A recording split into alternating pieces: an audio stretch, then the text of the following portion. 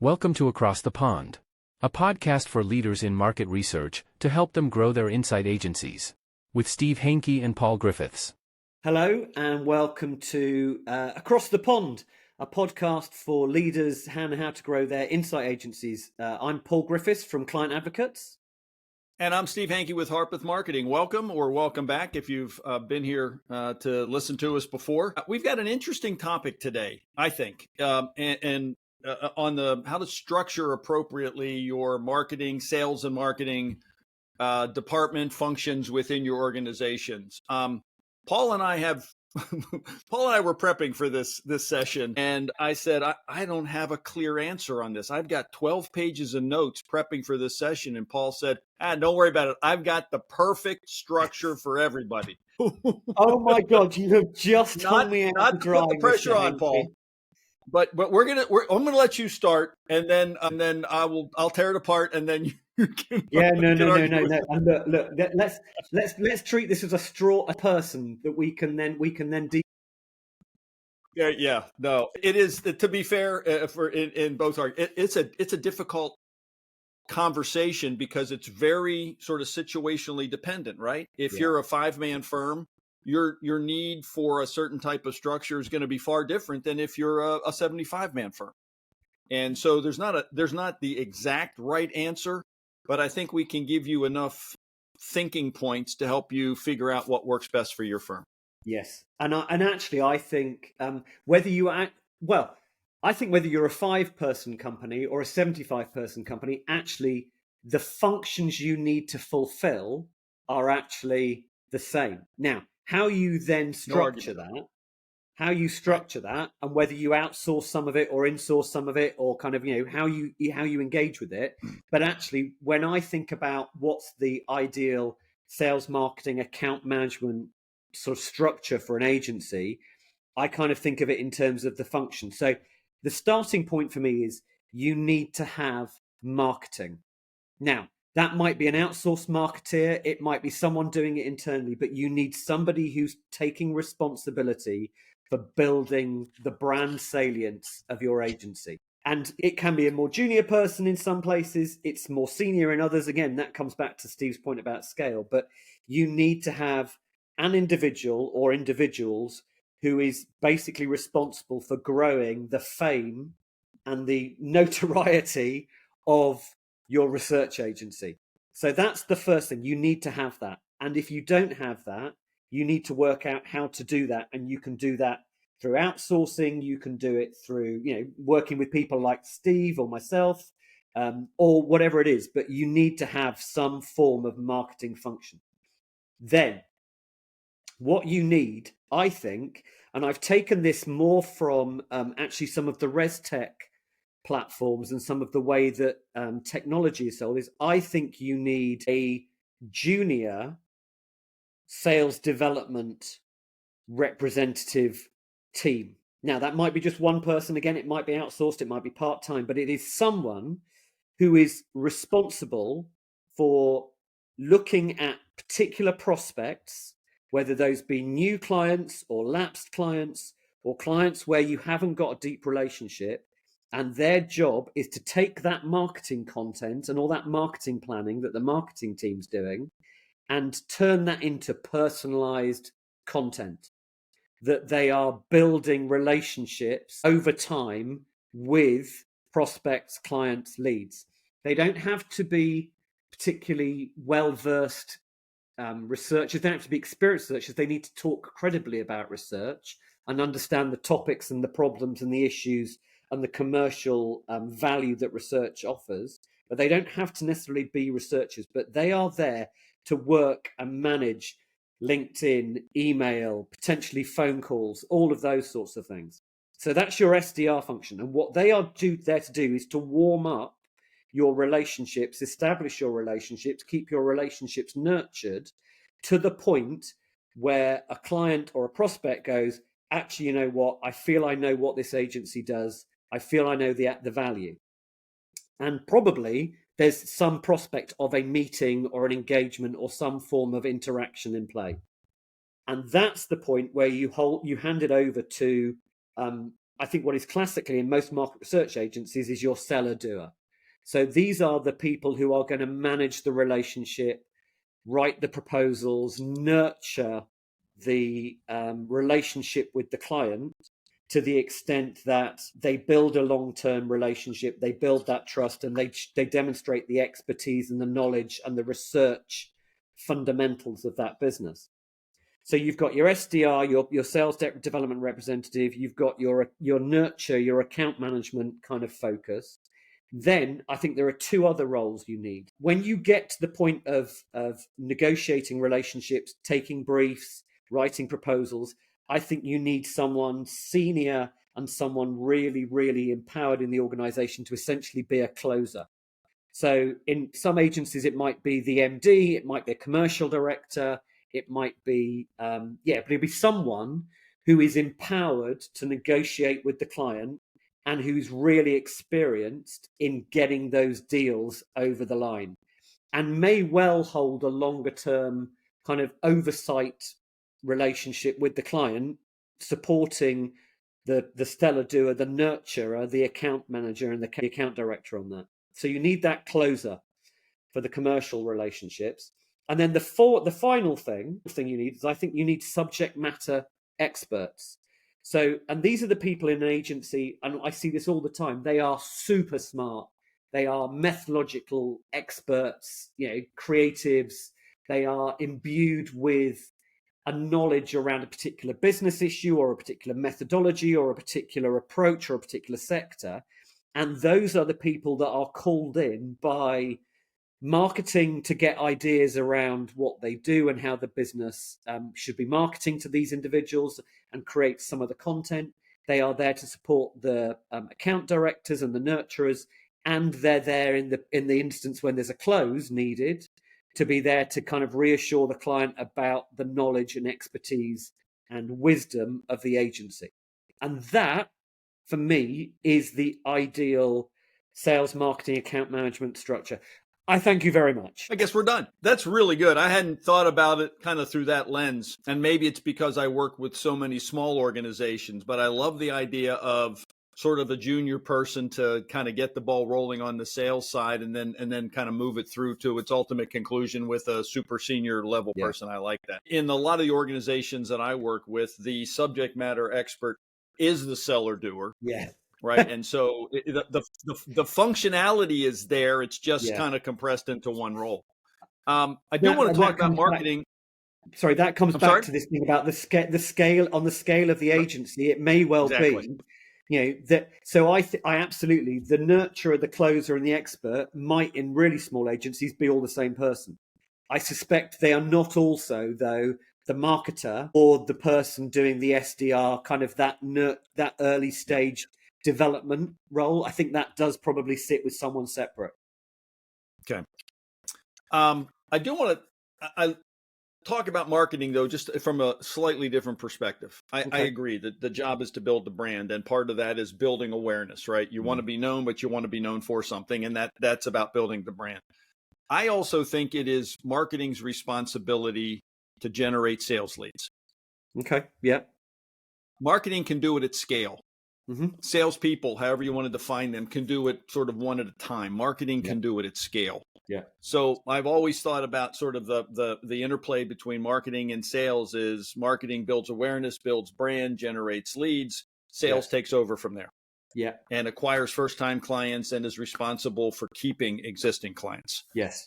So I don't think we're far apart on that one, Paul. I think you talked about account management. In large organizations, there are dedicated account managers, which, if you're a $10 million company and you're getting $2.5 million from one client, I would assign somebody to own that account. Right. They need to wake up every morning like the Pampers product manager wakes up at Procter & Gamble and says, this is my client. What can I do to keep and grow this client? It is my end all be all. I think that's kind of how account managers sort of at that high level work. The one piece I want to add to your conversation is kind of who's running the show. Okay. You call it a commercial director. I might call it a sales and marketing manager, whatever the title is. Yeah. But I think it is vitally important that whoever is responsible for revenue growth manage all of it. That Yep. there's one person at the top of the pyramid who is, to oversimplify, managing sales and marketing. Mm-hmm. It is critical that sales and marketing work together. Mm-hmm. That marketing is creating the campaigns, the resources, the tools that support sales, and that sales is continually giving feedback to marketing as to what they're hearing from the marketplace. And it becomes this great synergy that allows the organization to really thrive. And there's always going to be arguments. Sales needs this, marketing wants to do something else. Let somebody at the top make a decision who is responsible for both. So I think that the sales manager, if you want to use the term sales manager's job, is to manage the marketing and sales processes. And then at the sort of the people level, to be the coach. Yeah. To work with one-on-one with his team, to develop them, to help them with specific issues in the field, whatever it is. I think if you take what you talked about, your structure, which I really like, but make sure that there is somebody at the top of the pyramid who's coordinating all the moving pieces. I think that becomes a really nice structure for organization, to your point, regardless of size. Now, again, you're an independent consultant. Perhaps this is a moot conversation. But once you get to 5, 6, 7 people, and certainly above that, then I think this functionality, this division of functionality makes a lot of sense. Yeah. So your point about having somebody with oversight and responsibility and accountability for that, I completely and utterly endorse. And I think what you're saying is absolutely valid. I think there is somebody that needs to kind of coordinate and kind of make sure everybody's flowing in the same direction. Your build around marketing and sales and kind of, marketing should generate leads. I couldn't agree more about, and actually, the build on my SDR, my sales development rep, is actually some of the leads that they are picking up on should be generated by marketing in the way that you've absolutely clearly expressed there. I would go beyond that though, because I think that quite often what happens is those SDRs can be both taking sales generated leads and also commercially generated leads, where your commercial director or sales director has sat there and said, right, our strategy for the next 4 months is we want to grow financial services work. And actually, we haven't been doing that much marketing around, financial services in the last quarter or the last half. So actually, let's work with the SDR to identify heads of insight in financial services businesses in, say, I don't know, California. And right, as well as taking the marketing leads that are being generated, you as an SDR, can you go and find who those heads of insight are in financial services businesses in California, using things like LinkedIn Sales Navigator or whatever the tools might be, and start to kind of go out to those people and build the relationships using some of the content, hopefully, that marketing is generating, or even better, marketing content that you as an SDR and the commercial director has gone, actually, we're going to push for finance guys. Can you come up with some stuff for finance that to make it really pertinent and relevant? And I think that therefore makes a lot of sense. I also really like your point about the training, and we talked about it in, I think, episode 4 about the culture and how you build the culture of sales and marketing. Is, as we identified in that episode, the people element is absolutely key to all of this, because if you're setting up an organization from scratch, then the structure I've outlined you probably can do. But most of our clients are already established businesses, and they've got people who are research directors and kind of researchers, and you therefore need to have somebody to be able to start to imbue that more culture, that culture of account management, relationship building, moving, as we've discussed, from being project focused to being relationship focused, I think. Yep. So I think that's really important. Let me throw another question out there. I'm not sure how we're doing on time, but I'd be curious to your opinion, Paul. As firms get to a certain size, and let's say it's 25, 30, 40, 50 people. Yeah. One of the topics that comes up is, should we hire a full-time salesperson? Mm-hmm. a professional salesperson to go out and beat the bushes, drum up business, and whether that's from new business, existing clients, whatever. But their job, they're not a researcher, they're not a seller doer. They are a salesperson. I have some thoughts about this, but I'd be curious what your take is on firms hiring pure salespeople, agencies hiring pure salespeople. So I've seen it work, but rarely. I mean, the SDR solution that I've suggested here is actually kind of my answer to that conundrum, because what I've seen work on occasions is you kind of bring in a salesperson. They're generally quite expensive. They claim to have a black book or to have some level of kind of network into the industry.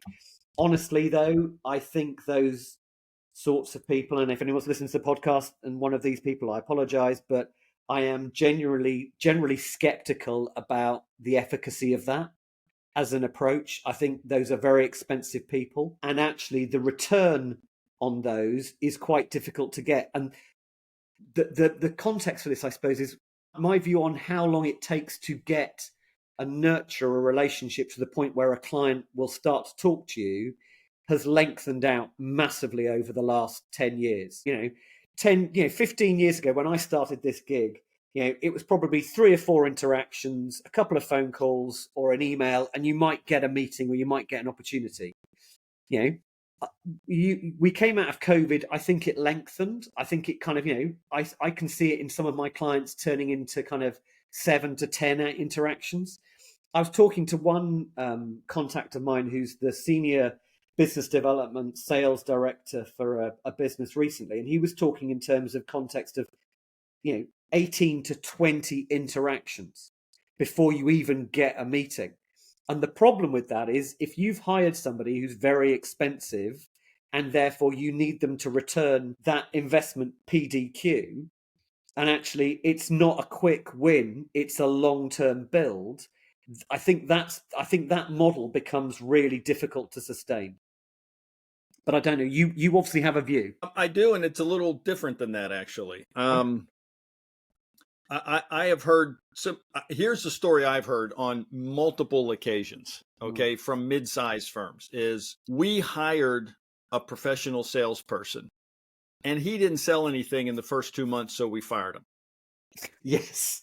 Which is kind of what I'm alluding to. I wish I was kidding. I've heard that a number of times. Yeah. And so this gets back to what I was talking about a little bit earlier, that sales management is an important part of the process. And so part of sales management and having a full-time salesperson is reasonable expectations. Yeah. I actually, at a certain size, and I'm not sure what the tipping point is between seller doer and full-time sales, whatever, but I like the concept of a full-time salesperson. And here I'm going to ruffle some feathers. I don't think you should hire a researcher to do it. Yeah. I think you need to hire a skilled salesperson who has a history of success selling some intangible service. Mm-hmm. To your point earlier, as you were talking about, you can teach them the research, the basic fundamentals. They can always bring in the expert to close the deal. Yeah. But it's that top of the funnel stuff, all those phone calls and emails and networking at conferences that you need a salesperson to do to help get them to the bottom of the funnel. Then you can deal with them at that point. So I think there is absolutely an efficacy issue, and you have to pay attention to the dollars. But I think in terms of assuming that you're willing to hang in there and give this person a chance to be successful, they will significantly outperform a seller doer every time. So it's one of the considerations as you're looking at the structure of your firm is when we get to whatever size that is, where we've got a little bit of money, is this a full-time sales job, or do we like what we're doing now with perhaps the SDRs and the seller doers? Again, I don't know that there's a right answer, but I think it's worth considering. And that I buy. I absolutely buy that. But I see that as being that commercial director role. So I see the commercial director role has a large sales proportionality within their job, but they are not just the guy or girl getting on the phones and doing the sales. They are also coming up with the sales and marketing strategy and are also imbuing the business in terms of its commercial skills and the account management and making sure that people are filling in their CRM system. See, I got CRM into our conversation again. Every single podcast I'm going to do, we're going to get CRM in there somewhere. But I see that as being that role. So I think if they've got dual purpose, I absolutely get that. I'm worried about hiring somebody who is just a salesperson, because actually for most businesses, I don't think they can warrant the $200,000 a year that you get paid in the US. Probably less than that in the UK, quite a lot less, but to do that role. Steve, oh my goodness, we've run out of time. We're at 21 minutes. We have broken our covenant with our listeners. Yeah, but it's good stuff, Paul. It's good stuff. It's good stuff. And look, the next episode is going to be a short one, because it's basically going to be Steve and I think, messing around in time for Christmas. So we're buying a bit of episode 6 here to put into episode 5, because we think this is really important. But Steve, as ever, such a good conversation. I love these things. If nothing else, if nobody else is even listening to these, the fact that I get to learn from you and listen to you is absolutely awesome. So thank you so much for your time. It goes both ways, my friend. Believe me, it goes both ways. So thank you. As always, interesting conversation. I hope we provided a few nuggets to both of our fans listening to this. So I'll talk to you on the next episode. Excellent. You take care, Steve. Cheers. Thanks a lot. Thanks, Paul. Bye-bye. Thanks for watching and listening to Across the Pond. Get in touch with Paul at clientadvocates.co.uk and Steve at harpethmarketing.com. Look forward to seeing you next time.